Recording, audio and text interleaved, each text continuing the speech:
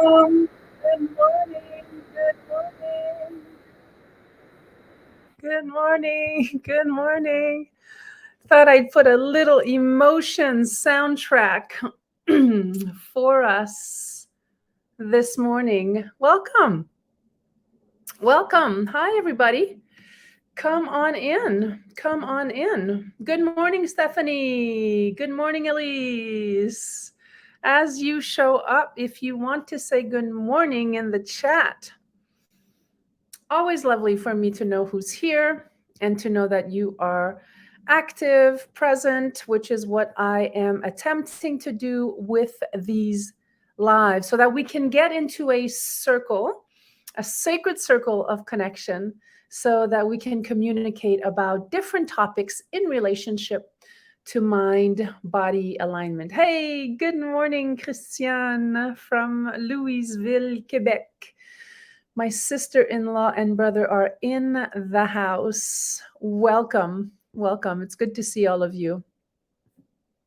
Today, we are talking about how to use your emotions effectively.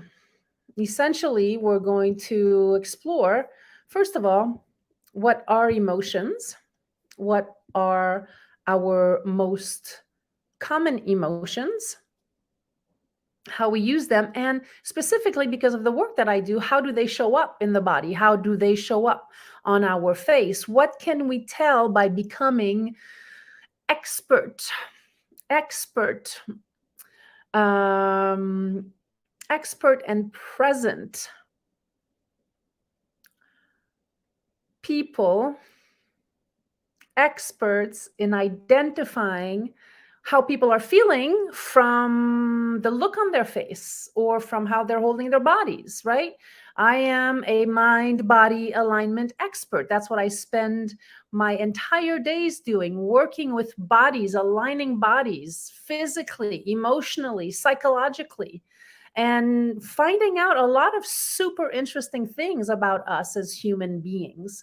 And the one thing that I continuously encounter, excuse me, in my life is that when we tend to be kind and patient and have tolerance with one another, usually we tend to feel better when we are heard, when we can communicate with an open heart, with a heart of compassion. The tendency is that we feel better about ourselves and we also feel better about others. So I wanted to open. Hey, good morning, everyone. Welcome. Welcome. It's so good to see you all here. Excuse me, I'm just getting over a tiny little bit of a cold, so forgive me. If you're here and you want to say hi, please say hi in the comments, write your name so I know that you're here. I'm looking at my other technology to see who is in the house with us this morning. Sophia, good morning, honey. Sophia's in the house from Italy. We have Italy. We have Michelle. Good morning, Michelle. Michelle from I think I'm right, Michelle, the Midwest of the United States. We have Louisville, Quebec. We have Italy. We have New York in the house. Maybe there are others and who have not said hello yet. If you're here, say good morning. So I wanted to start straight away by sharing a little diagram about the 7 most common. Let's see, who else came in? Yes, Arkansas. Awesome. Thanks, Michelle. Michelle from Arkansas. So I wanted to share with you an image of the 7 core emotions that have been identified by scientists that we wear on our faces, that we can identify about one another. And here they are. I'm going to leave this up for a little bit as I talk you through it. Good morning, Ross Short. Awesome, Ross. Ross is from, I'm quite sure, but correct me if I'm wrong, Ross, from Vancouver, British Columbia. Ross is an extraordinary Heller work practitioner and colleague of mine. Welcome, Ross. Wonderful to have you here.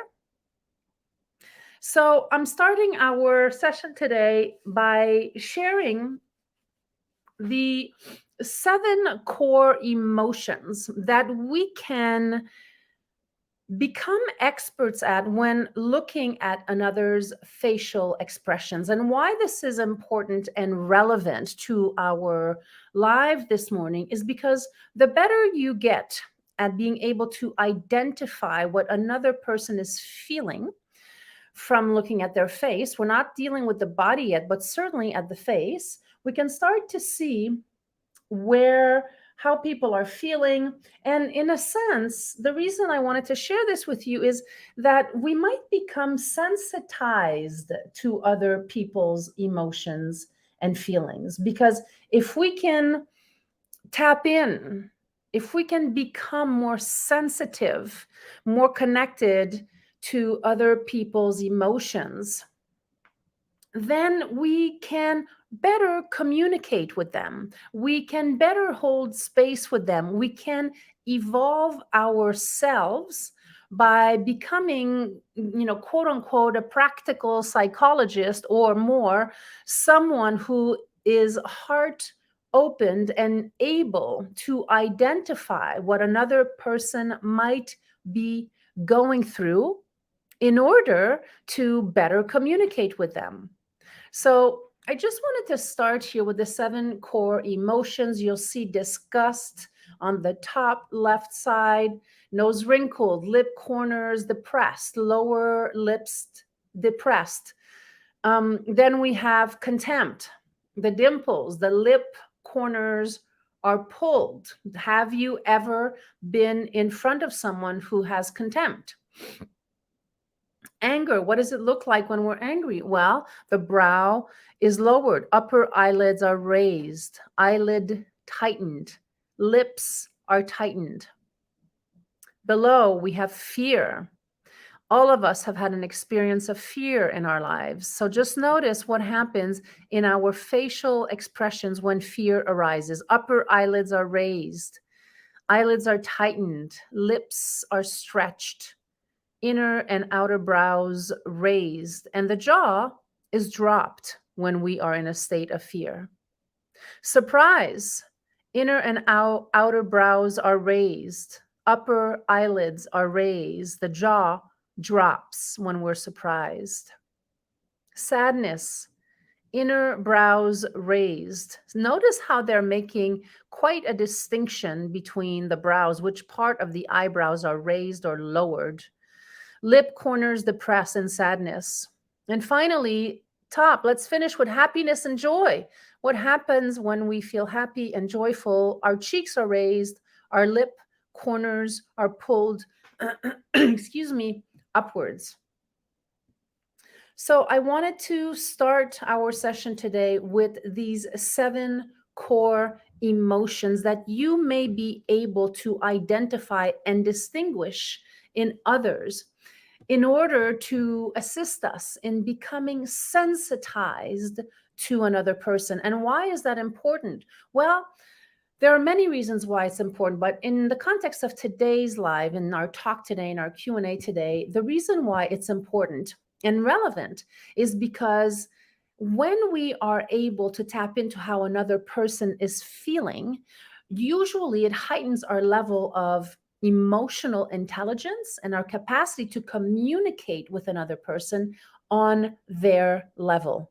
And why is that important? Well, because if we want to expand our capacity to live fully happy in relationship with others, it might behoove us to become increasingly attuned into what another person is feeling. Ross writes, no, not Vancouver, Kelowna. That's right, Ross. Thank you. Appreciate that. Hey, Pranjal, good morning. Good morning. Michelle writes, yes, being able to read the room can be so beneficial in connecting and communicating, or not, in the right way. So for me, at the end of the day, my whole entire purpose of doing this mind-body alignment work is really a tool for us to improve the quality of life on this planet. I have a very big vision of what might be possible for us as humans if we just open up our hearts and give a little bit of space to being in connection with others, in communication with others. Because how many of you here might have disagreed with someone in your life, you might have had a different opinion than someone else in your life. How many of you have had a different opinion? Just give me a number one in the comments if you've ever had a different opinion, or if you've thought that someone else's opinion was stupid, that people are unaware, they're stupid. Yes, 11111. Thank you, right? Well, here's the thing. Here's the thing, and this is what I'm finding out. And I know for a lot of you here, thank you. Thank you for responding, right? Michelle, Sophia, Stephanie, thank you. The reason why this is important. Hi, Sabi. Good morning, honey. Nice to see you. France Montreuil is in the house as well.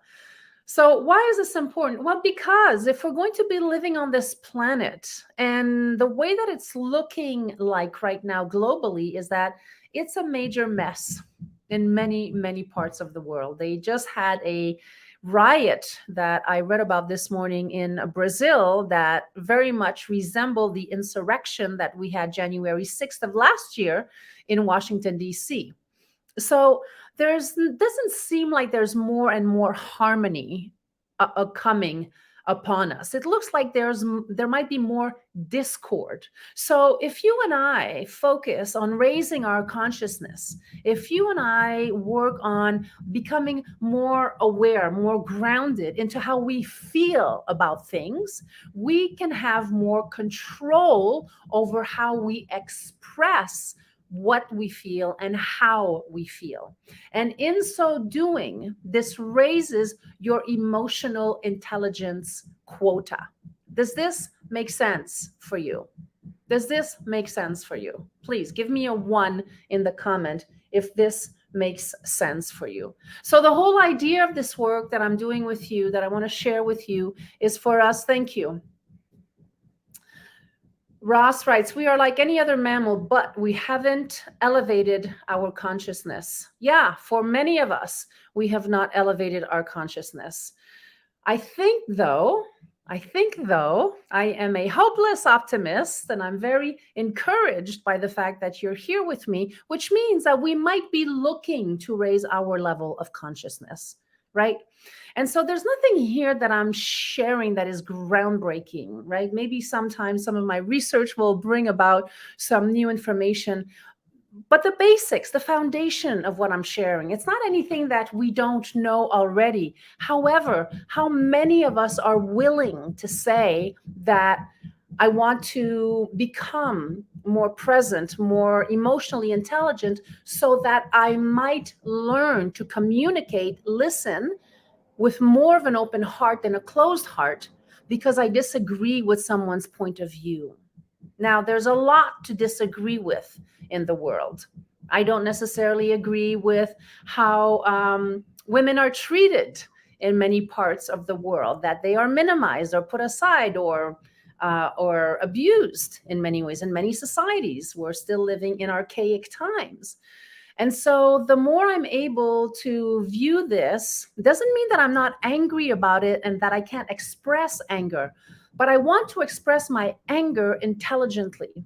I want to be able to use my emotions to make a positive difference against something that I might believe is unfair in the world, right? So this is what we're doing here this morning and every week. This is the intention.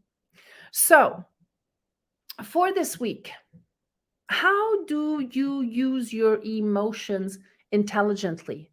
What happens to you when you get triggered? Think about something that might have triggered you recently. And in a phrase or a sentence, share with me, how do you handle it when you get triggered? Have you come to a place in your life where, for the most part, you're able to step back and to just look at the situation and say, I'm gonna move out of the line of fire here? Or do you find yourself being someone who is super reactive still, that you can't quite control your emotional reactions? So share with me, what is it that tips you, that triggers you, that pisses you off? And how are you handling it at this time of your life. Because if you can learn how to round the corners of your reactivity, when we feel indignant, when we feel we might have been cheated or ignored or suppressed or quieted. And I'll tell you, personal experience, I had something ish like that happen to me towards the end of the year in 2022 with an organization that had mentioned interest in having me work with them and so forth. And it turns out that the one of the people in the company, for some reason, I don't know what happened exactly, but they seem to be retaliating against me by saying some really weird stuff that seemed to be directed at me. And so I wasn't sure, 100% sure, because I didn't ask. But I was triggered by that. And I was just like, well, if you want me to work with you, if you want me to be on your team, you might want to include me and not say things to minimize my perspective, right? So it's complicated. Emotions are complicated. People get triggered. People get jealous. We get jealous. We get triggered. We get confused. Why? Because we think that we're right most of the time. This is a human condition. How many of you think you're right in your opinion? Ross says, Chris Hedges, an American writer, says in a very eloquent way, the state of our society, this is Ross, everybody. An American writer says in a very eloquent way, the state of our society. I think that's the end of your share. Thank you, Ross. Somebody else says, sometimes I can take a breath and stay back. But as it keeps going in a circle, not being heard or others' voice is loud, I react. Yes. So what I'm reading here is that sometimes people can be a little bit in a state of bullying. So if you raise your voice over, or the conversation keeps going in circle, we decide to be the ones with the higher consciousness and are able to step back. If it's going in circle and the other person's raising their voice, you have full permission and the right to say, I'm going to leave this space right now. Because with time, if the conversation keeps going in circle with no productive or positive outcome, it becomes a toxic environment. And we have the choice to leave a toxic environment at any moment. So thank you for sharing that. That's super helpful. Somebody else writes, I take into account my stress when I'm triggered first. What pisses me off is when my boundaries are not respected. When I'm aware about it, I do my best to pause and take my time to communicate about it. Sabi. Thank you, Sabi. Yeah. I love that you wrote that. What pisses me off is when my boundaries are not respected. Exactly. So if our boundaries are not respected, this is a big trigger. Again, a toxic environment. So you'll notice that your boundaries might not be respected by the people who are closest to you. And it's not because they mean you any harm directly, but it is a representation of their own limitation. When somebody has to be right all the time, and this might be you, by the way, maybe you're someone who likes to be right. Goodness knows, I like to be right.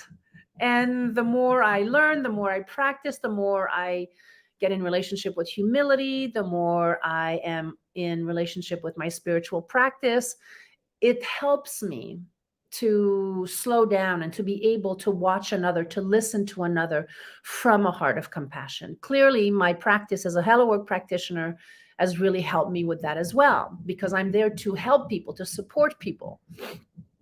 And if I'm always right, the client or patient feels unheard and unseen. So it's really important to be able to know our own boundaries. And when our boundaries are disrespected, this is when we move into the art of mindful communication.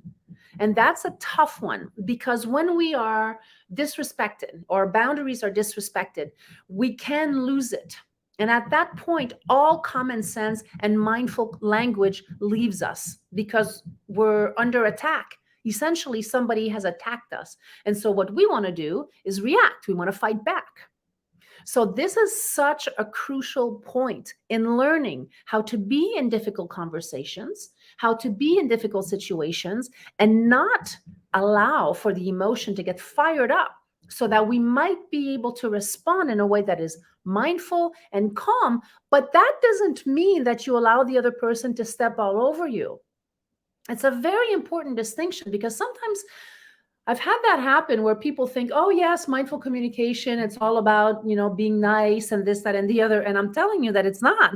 Mindful communication is about being able to say the difficult things in a mindful manner, which is 10 times, 100 times harder than spewing or reacting in a way that is harmful, not just to the other person, but first and foremost to ourselves. So thank you for that, Sabi. Somebody else writes, Pranjal writes, I need to learn to express emotions better. Pranjal writes, I need to learn to express emotions better. Yes. Thank you, Pranjal. It's a big theme for all of us, I believe. I usually keep them inside, and that doesn't do any good to me in long term. I am best in expressing happiness and excitement. Rest of the emotions, not so well. I love that. Yes, Pranjal, you're great at expressing happiness and excitement, right? Because when we express excitement and happiness, we also are showing off probably our better side. If you express anger, disappointment, fear, sadness, that might not necessarily promote your better side, quote unquote. Do you see what I mean? That is a very, very good point, Pranjal, because this week in our gratitude list on Facebook, in our group, Hirono, one of our members, wrote that she was having a hard day, that it wasn't so easy to write her gratitudes on this given day because she was not feeling so good. And so she wrote what, her gratitudes were, even though it was hard for her, which of course made everybody react in a very positive way, right? Respond in a very positive way, because everybody came and said, Hirono, yes, I know how you feel, I'm not feeling great today either, and I'm still going to choose to write my gratitudes.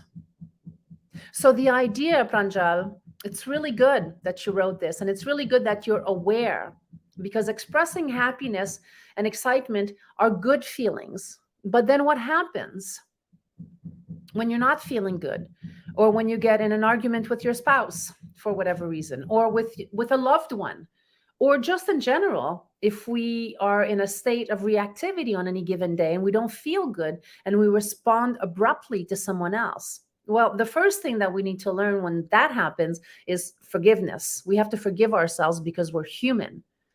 And then take note, pause, take note of what is occurring, so that you might be able to change your state in the moment and learn to express what you want to say from your heart. And this is an entire process, my friends. This is not something that we learn overnight. This is something that we learn throughout an entire lifetime. So thank you for writing that, Pranjal. I really appreciate you. Sophia writes, guilted, ignored. She's triggered. Sophia is triggered when she feels guilted, ignored, unappreciated, minimizing triggers me, and I'm actually getting carried away and reacting loudly. Yeah, being minimized is a trigger. Me too, Sophia. That's what happened to me a few months ago. There was a sort of minimization based on something I said, or the name of my business, or somebody minimized me somehow. And I was like, really? Excuse me. That did not feel good at all. And in this case, I want to share with you, Sophia, what I did is I stepped back, and then I thought about it. And I thought, well, I really should write this out in a letter. I should be able to express myself to them and let them know what happened. And I haven't done it yet. I've written the letter, but I haven't really sent it yet. And I'll tell you why. Because I'm allowing myself the space to process what happened. And I'm also figuring out how important is it for me to give them feedback. I'm not ready yet. And this has been a couple of months already, or at least, let's see, January. Yeah, almost 2 months already. And I have not responded yet. So it's okay to take our time to process emotion as well. It's really important.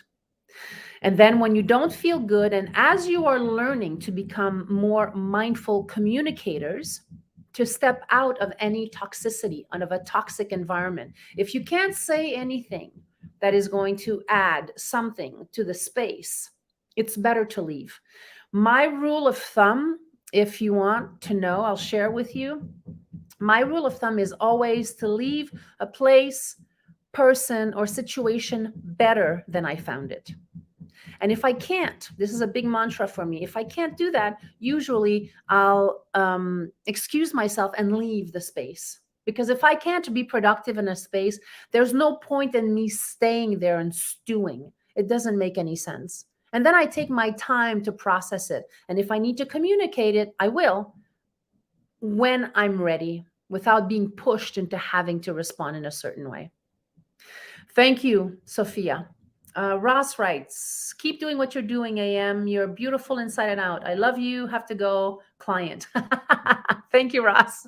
I love you too, honey. I know what it's like when you have a client going, but thank you for joining us for a few moments at least. It's lovely. Somebody else wrote, thank you for this. My husband has been asking for this calm, yet he is not doing either. So difficult for me to stay calm too.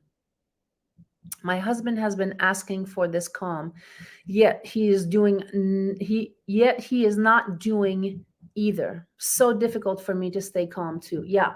I'm reading a little bit between the lines here in terms of what I'm understanding. You saying is that your husband wants to be in a calm space, but he might not be actively doing anything about it. And if that's correct, let me know if I'm hearing that correctly. Because the other thing about this is, we've talked about this in other lives. Nothing is going to change unless we take action towards change. Nothing's going to change unless we take action to change things. So it's an ongoing practice. And as you practice pausing, becoming calmer, stepping outside of the toxic environment, trying to share with your partner as opposed to telling them, coaching them into what to do. There's nothing that we hate more than be coached, isn't it? We want to share. We want to learn. We want to be heard. And it's difficult when we're in relationships. It's absolutely difficult because usually we get to know each other so well that we already know what the other person's going to do or how they're going to act. Yeah, we talked about that in another episode. Thank you for writing that. I appreciate you. Michelle Wood writes, learning that alignment with the other will either cause a magnetism or a repelling energy. Paying attention to my trigger and detaching from the trigger to simply feel if the other person is just not in alignment. Thank you, Michelle. So essentially what Michelle is saying, I think, if I'm reading this correctly, is that you are becoming more and more sensitized. You are refining your tentacular senses, right? Energetic senses, because we can feel how another person is doing. Of course, we can look at their facial expressions. And then for some people, they don't have a lot of facial expressions. So we get to develop our sensorial capacities. You start to feel what another person might be feeling. And a lot of the time, it's a really good idea to check in with them and see if what your interpretation is correct by simply asking, very simple question, hey, how are you feeling in this moment? Is everything okay? When we are curious about the other, it tends to really help expand the space. So yes, it is that on both sides, both trying to share feelings, and he reacts to some of my word choices when I am trying to calm. mistakes, I suppose. When I'm trying to calm mistakes, I suppose. Yeah. So this is where the level of emotional intelligence gets to be practiced, because if you're in exchange with your partner, your husband, your spouse, your partner, and the other person a lot of the time won't like the language you're using. They'll say something like, why are you using this? I've told you, don't use this language. I don't like this language. So here's the thing for all of us. I'm going to share something with you. We have to have a foundational agreement. When you go into expressing emotions with your beloved, with your partner, spouse, anyone, with your child, with a colleague at work, and it's important, I want to encourage you to really establish a foundation. So a set of guidelines, okay? A set of guidelines that you would establish between you and the other person. For example, you might want to establish and say, I really want us to communicate effectively today. And I know that sometimes I use words that trigger you. And so I'm going to do my best not to use those words. Can we agree to not interrupt one another when we're speaking? So that means I get to say my piece, you cannot interrupt, and then I pause and I'm silent, and he, she, they get to say their piece back. This is a very, very helpful guideline to establish when you are going to have a difficult conversation. Because you both have the same goal, isn't it? You both want to be in a better relationship. You both want to communicate from a calmer place. You both want to be understood. Well, in order to be understood, we first have to listen to the other. If you're here on this call with us, this is a really important piece. You want to be able to become a better communicator by listening with your ears and with your heart. And this is self-discipline. You have to model what you want to see in the world, right? The big Gandhi saying, excuse me, to be the models of what we want to see, of the change we want to see in the world. So I want to invite you to take yourself with both hands and get yourself into a disciplined space with yourself. Practice speaking from your heart. First, establish foundational guidelines. No interruption. I'm going to speak. You can't interrupt me. When you speak, I can't interrupt you. That could be a very simple guideline. And just start with one. Just start with this one. There are many others, but start with one and see if you can actually respect that guideline. I hope that helps. I hope that helps. Sabi writes, I do feel that the time to process emotions is essential. I do often need a lot of time of digestion. And when I feel the momentum to express, once I'm aware enough and feel it's time for me to do so, I can then express as mindfully as I can, though I'm not responsible of how it is received. 100% correct. Thank you, Sabi. Really, really important point. Here's the thing. And this is for adults, okay? We can't put children in this category because as adults, we need to be the ones who support children, listen to children, and teach children. We have to parent children. Even in my work, my line of work, it's not necessarily children, although there are some children, but sometimes younger people in their 20s, come to see me for mind-body alignment work. And I become a little bit of that representation of someone who's older and wiser, right? Maybe a mentor, maybe a teacher. And so it's my job.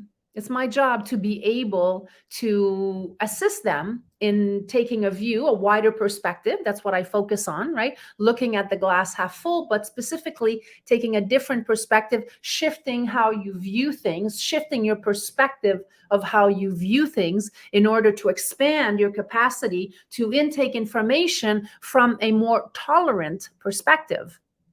Now, this being said, I and you are never responsible unless you intend harm on another. But I don't think that's what we're talking about here. right? You and I are not responsible for how another person will interpret what you said. You're not responsible for it, although you are aware and mindful of how you are sharing information. Does that make sense? You're not responsible for how the other person interprets it. And at the same time, you are responsible to how you deliver information. So this is why I'm going to go back to the beginning. If you're in touch with your emotions, if you're aware of how you're communicating, then you know that you're communicating from a place of groundedness, of presence, and of love. If that's not how it's interpreted and you've done your very best, most of the time you have to step away from that. You got to give time, as Sabi said, to digest the emotion. It is very, it demands a lot of energy to communicate at the level in which I'm inviting you. It's a daily practice. And we have to be able to sift through all the emotions that we ourselves are feeling as humans when we are communicating with another, which is why I continue to support you in your daily gratitude practice, in journaling, in meditation, in becoming more quiet, so that you might be able to start your conversation, start your day from a place of mindful awareness. Hey, listen, if you're constantly rushing and you're busy and you wake up, you're out the door, you're running to something else, you have to deal with a lot of people dynamics throughout the day, it's a taxing world we live in, which is why having a daily practice of recognition, and I have a great tool to share with you in a moment in reference to that. I am looking at another share here. I am trying to understand the timelines of others. I'm trying to understand the timelines of others, like my partner. However, I end up pushing because it takes far too long for him to come around. So I feel my needs, feelings are not being respected. This is great. Thank you for sharing that. Let me see. All right, Stacy.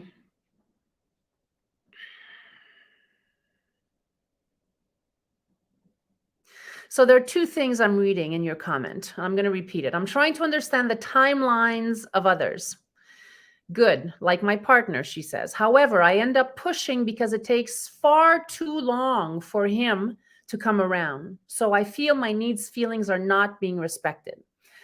Okay, so it's important here to be able to gauge also what we consider takes the other person too long. So if the other person takes a long time and eventually comes around, I want to ask you, is that worth being patient? Even though you feel, I understand that you feel like your needs and feelings are not being respected. I get that. And my question is, does he or she come around eventually, even though in your interpretation, it's taking them a long time? Listen, I understand what you're saying, because for me too, right? I process quickly. I tend to be someone who is, I want to get things resolved. It's not always the right thing to do, but that's my personality. I want to get to the end. I want things to be clean. I want things to be clear, right? This is what I teach, right? So I want things to move forward, and I want to be acknowledged when I want to be acknowledged. But it doesn't work that way a lot of the time, I have learned. Sometimes people take, and most of the time, I'll tell you, Stacy, most of the time for me, it has taken people in my life that I've been with a very long time to process, which I have found to be disrespectful. I found that I was not being heard and seen. And in the end, it wasn't necessarily true. It's a valid perspective, but it's not necessarily true, because they eventually came around. Now, if that person never comes around, then I can see why your needs and feelings might not feel like they are being respected, because there's no feedback. There's no response to that. I hope this makes sense. You might be expecting for him to respond more quickly, but it might not be the way that he does it. And again, now listen, I'm reading this from your shares here. I don't know exactly the situation, right? So I'm being mindful so that I don't want to impose an opinion or suggest something that might be way off base. From what I'm reading, years. Wait, are you saying that it's taking this person years to respond to you? I think you're saying that it's taking years. Well, years is a little bit long. Yeah, if it's taking years for your partner to respond to you, yes, listening to all of this. I'm just trying to see here. No, yes. Okay. Let's see. I'm trying to see what you're saying here. Years. Timelines of their need for space from the emotions. Timelines of their needs for space from their emotions. I think you're saying that it's taking them years to identify how they're feeling. So years might be a little bit long, right? So if you're in that space, if any of you are listening, oh, you were writing yes. Okay, not years. Okay, cool. Yeah. Okay, thank you. So it's not taking years, but it's taking them a long time, and you feel like it's taking too long. I'm not saying you're wrong. I'm just saying that's probably the speed at which he processes. That might have something to do with it. Now, how do we improve that? If you're in a relationship, or if you're in mediation, or if you're trying to settle something with someone, you get some help. You have to get some help. You get a coach. You get someone to help you have better communication. Hey, do you know that with all of the clients that I've worked with in my life, and it's a lot, I've been doing this for a long time, the number one thing for every single patient client, every single one, at the very top of the list, I would say the top 2 or 3 always is about communication. Because, my friends, when your emotions are raw,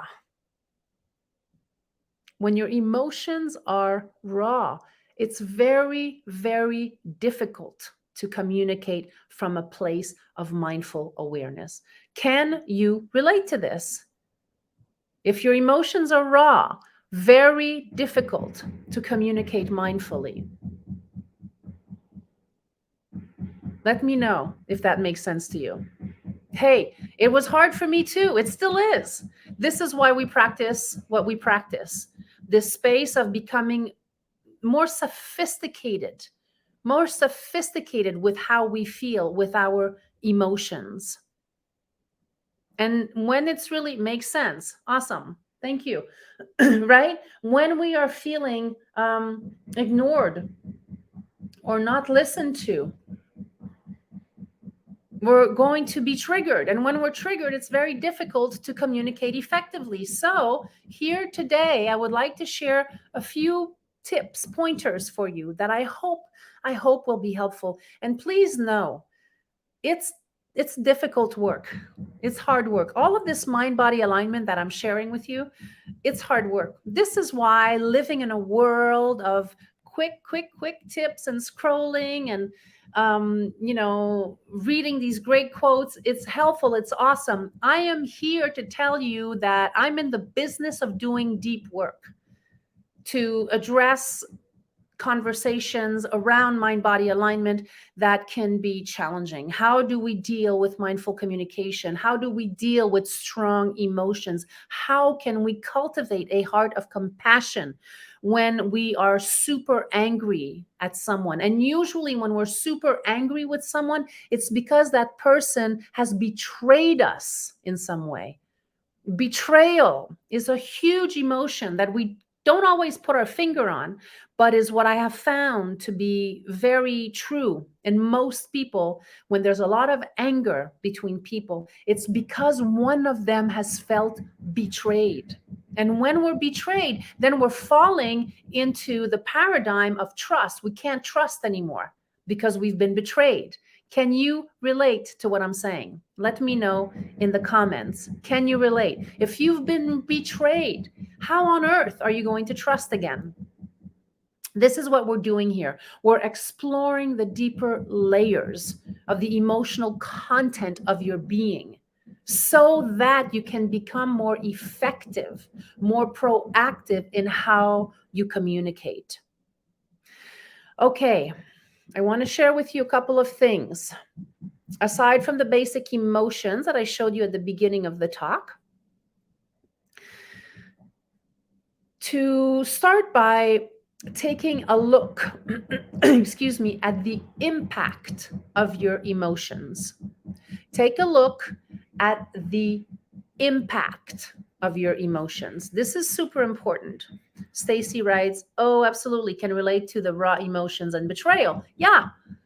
So thank you, Stacy, because if you feel like you've been betrayed, you're going to be even more reactive if your partner is not responding to you in a timely manner. And a lot of the time it's because we assume that they're being disrespectful. And we get angry because, oh, there they go doing it again, avoiding me or not being part of the conversation, when in fact, it could be very true that this person is highly triggered as well. Behind all the masks that people wear, it's very possible that this person is also super triggered and has no idea how to deal with it. So it comes out sideways. Maybe there's manipulation. Maybe there's, stepping away. Avoidance is a great technique that many of us use to not have to deal with deep emotions. Stephanie writes, I get triggered a lot. Men controlling women is one of them. Over holiday break, I got so triggered by the media, men taking advantage of mom's great cooking, disrespecting her. I had to leave the room frequently. I was bad at communicating, and I don't actually want to speak to my brothers right now. There have been huge betrayals this year in the money department. I feel helpless. Yeah. Thank you, Stephanie, for sharing that. So, part of what you shared just now is really important, because what tends to happen is that when we have that relationship in family, you're talking about your nucleus, about your family, about your brothers, and how they might take advantage of your mother. Stephanie, remember that there are different dynamics in families with brothers and sisters. I'm not saying they're right. I'm not saying they're wrong. I'm saying they're different. And so for you, first of all, I want to acknowledge you for writing this. I also want to acknowledge you for leaving the room because you didn't want to deal with it. I also acknowledge you for not speaking to your brother right now because you're probably in a heightened state of triggering. And I want to also, I had to leave the room. I was bad at communicating. So I'm hearing you that you were bad at communicating. Maybe another way to look at it is that you might not have been able to communicate mindfully in that moment, instead of saying I was bad at communicating. And I know that we're typing quickly, so I'm taking that into consideration. I just want to offer you another way of potentially languaging it so that you don't make yourself bad at communicating when it's super difficult to do so. So I just want to hold space for you and tell you that perhaps in that moment, it was difficult for you to use mindful communication. So you left the room, and you don't want to have that conversation with your brother right now. And that's a pretty wise decision, in my view, if you're feeling super triggered. So the feeling of helplessness, we want to work on that together, right? We want to work on that together, because the feeling of helplessness, Stephanie, is not coming from the family dinner. It's coming from way back when, and you know that. So the feeling of helplessness needs a check-in, because in that moment you were triggered, and so the pattern, the memory of what happened way back when you felt helpless, returned with a vengeance. It wasn't necessarily that moment. And sometimes, Stephanie, it's very hard to do something about that dynamic in a family milieu, because your mom is how she is with your brothers. Maybe your dad is how he is with your brothers. And I'm not sure what the dynamic is. And it can be very sensitive. So I want to support you in feeling perhaps hopeful in how you may want to expand your capacity to communicate, first and foremost with yourself, to tap into that emotion of helplessness, and that it's okay that you feel helpless, that you don't know what to do about it right now, to just be with the emotion. And at the same time, remember what we spoke about several sessions before. We can have an emotion without that emotion invading us completely. Okay, so that the emotion doesn't take over our entire life for days on end or weeks on end. It's okay to feel it. And then I'm going to invite you to set it aside for a little time, for a little while, so that you can continue to live your life outside of the realm of feeling helpless. It's an incredible practice, and it takes a little bit of time to refine it, and it's completely possible to do so. So thank you, Stephanie, for sharing that. That's super helpful, and I'm really grateful that you shared that. Also, it's very intimate and vulnerable. So thank you. All right. I want to share one thing with you before we get off. Everybody, if you have your phone, I want you to download the app, How We Feel. Download the app, How We Feel. And I'm going to show you. Let's see. Can I make it bigger? How We Feel. It's that little heart at the bottom there, the little heart. How We Feel. Okay. Thanks, Stephanie. Thank you for the space, honey. All right. How We Feel. It's a heart with all these colors. See at the bottom of my phone? Okay. I would like for you to download this app. It is an amazing app that will help you to identify how you feel. And it's got all kinds of very cool visuals and videos, short videos to help you get in touch with your feelings. And what I love about the app is that, let's say I'm checking in today. It has 4 options. Let's say I feel high energy and pleasant, and I click on that. There's all these emotions that show up. And then if you click on one of the emotions, let's say I click on upbeat, then there's a little description of what upbeat means, which is feeling high energy and bubbly. That's what upbeat means. And they have all of these different types of emotions, and then the shapes change as you look at these different types of emotions. It's an amazing app. One of my clients, Archana, turned me onto it. And I check in twice a day. I've been doing the experiment, right? So I'm writing my daily gratitudes on the page with all of you. And I'm tapping into the app, How We Feel. I do it twice a day. I do it in the morning and in the evening. And I just sit with myself and check in. So it's a really, really great tool to check in with the self and to be able to identify how you're feeling at any given moment.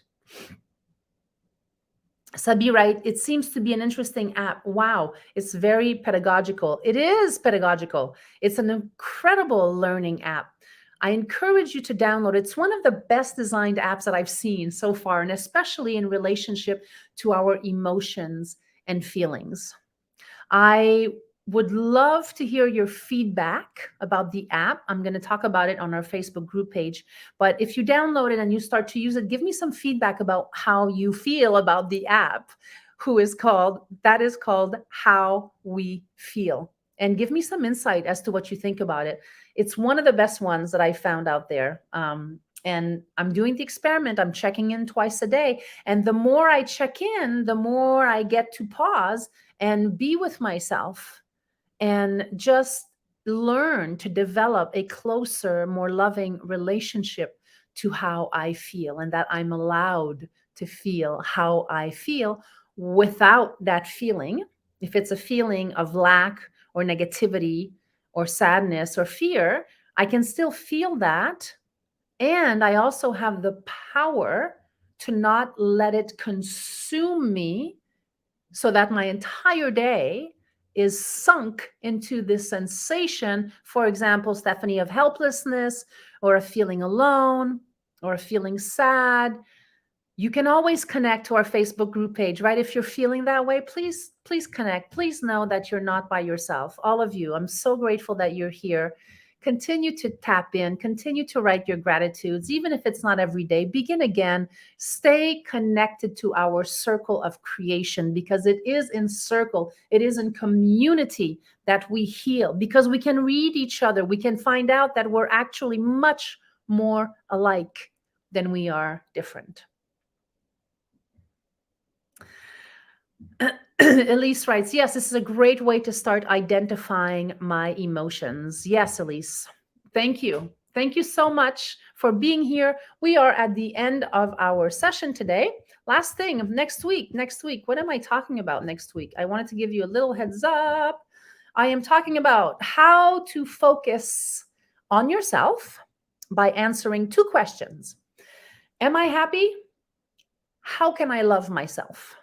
That is our topic for next week. How to focus on yourself by answering 2 important questions. Am I happy? How can I love myself? And we're going to explore those together. Maybe you're not happy, and that's okay. We're still going to explore that together. It's okay to not be happy all of the time.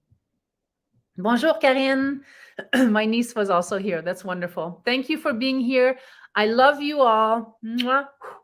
Blessings to you. Hey, have a fantastic week. Make every day count. Write your gratitudes. Participate in the Facebook group page. Come on out and let us see you. Let us see your heart. Share what you're going through and give me some feedback on the app, how we feel. I love you and I appreciate you. Until next week, take care. Bye, everyone.